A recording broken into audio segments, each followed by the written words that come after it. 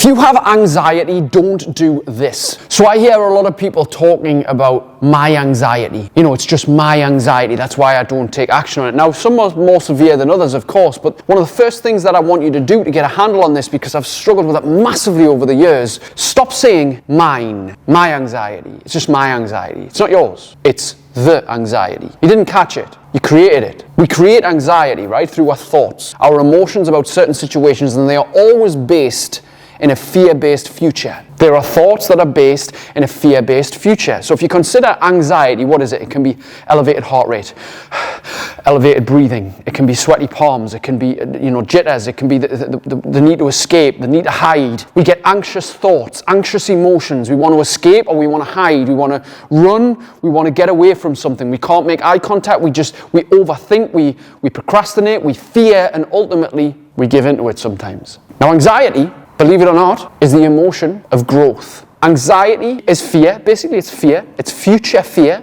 Depression would be past fear. An anxious person it's actually a high energy state. It's not a low, what's the point, life's shit. It's not one of those, is it? Anxiety is a high energy state. Now, you might experience it physically high or just mentally high. You're going in your head and you're still, but your mind's racing, your heart's pumping. I get it.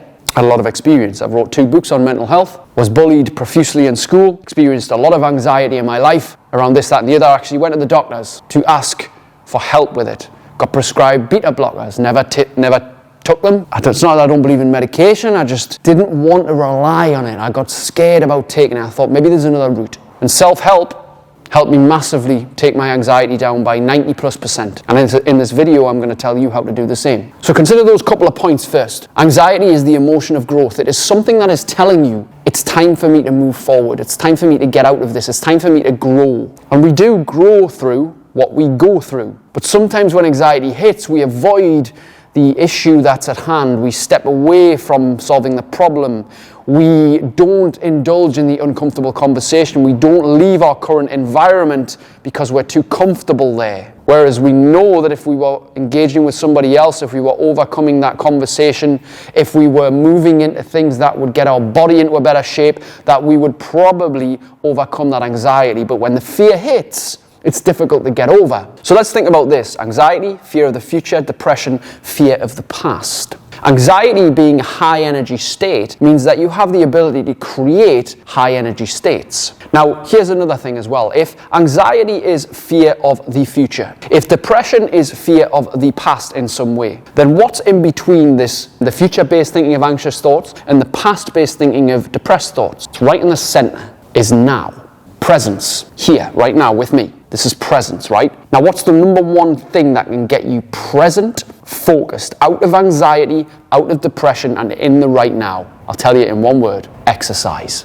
Exercise physically is the most underutilized and potent antidepressant and anxiety drug on the market. And guess what? It's fucking free. However, there's an asterisk to that free, meaning you can go out and you can go for a run, you can go for a nice walk, you can do push-ups in your house, you can go and lift some weights for free. Most people won't do that because if it's free, it's too easy to say no to. If you pay for something, you pay more attention to it. This is actually an anxiety tool to get ahead. Because when you invest and pay for something, be it a program, a mentor, a coach, a book, anything at all really in life, when you pay for something, you pay attention to it. If it's free, you tend to not really value it as highly enough. That's human behavior. Let's say if you bought an anxiety course for £100, you'd be likely to watch that course, indulge in that course, and do that course, whereas if you could just YouTube how to handle anxiety for free, you might get to it, you might think about it. I mean, even this video, you're getting this video for free. You might decide to do the shit that I'm telling you to do. You might get to it and you might think that's interesting, but bridging the gap between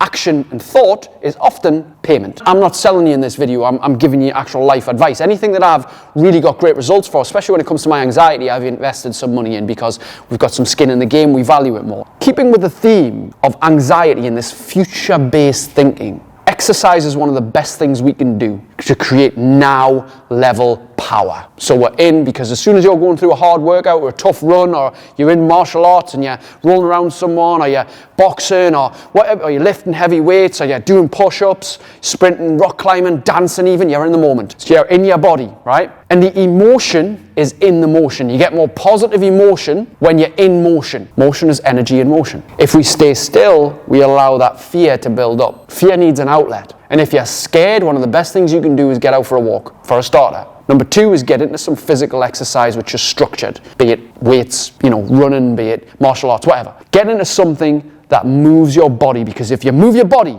you shift your mind. Mental health needs physical support. And when you're physically fit and strong, you have better mental health. Now, what happens after that? Because you leave the gym, you leave the environment, you settle down, you go to sleep, you wake up the next day, maybe the anxiety comes back. So what does that mean? You need to get in your body again. But you can't just do that every single time anxiety hits. Maybe not. But it is something you could do almost every day. Because if you're a regular anxiety sufferer, doesn't it make sense to put yourself present every single day? Now, you can use journaling, you can use meditation, you can use cold therapy. I'm a fan of all of those things, great. But there's nothing hits like physical exercise, hard physical exercise. Nothing hits like that. So you have to consider that this is where you need to be, in a prime, regular, physical routine. Understand this as well. I'll finish on this point. Anxiety can be a very positive thing, as you've maybe taken away from this video. But I want you to understand as well, if it is the emotion of growth, that means there's something in your life that is probably unresolved. And you experience this anxiety because of often unmade decision.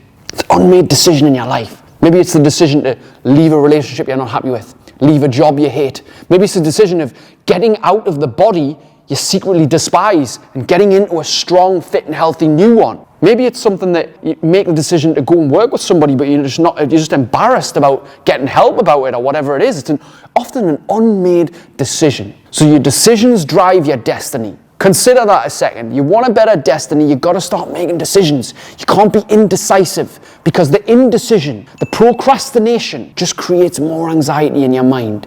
The simplicity of getting a handle on anxiety is this. Action is the only answer. And if you need any extra help, send me a DM, send me an email. My inbox is always open. I hope you've enjoyed this video, and I'll see you on the next one.